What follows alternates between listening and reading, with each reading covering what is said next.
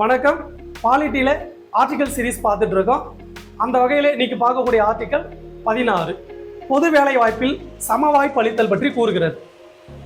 பொது வேலை வாய்ப்புல பாகுபாடு காட்டக்கூடாது, சம வாய்ப்பு அளிக்கணும்.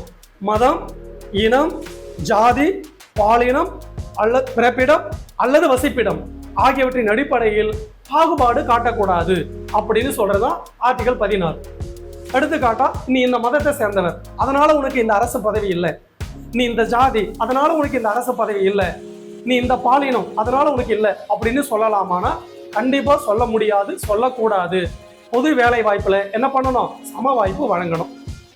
இருந்தாலும் இங்க என்ன பண்றாங்கன்னா, இந்த ஆர்டிகிள்லே ஆர்டிகல் 16(4), 16(5) அப்புறம் 16(6) இந்த 3 ஆர்டிகளையும் என்ன பண்ணிருக்காங்க? சில சிறப்பு சலுகைகள் கொடுத்திருக்காங்க. யாருக்கு?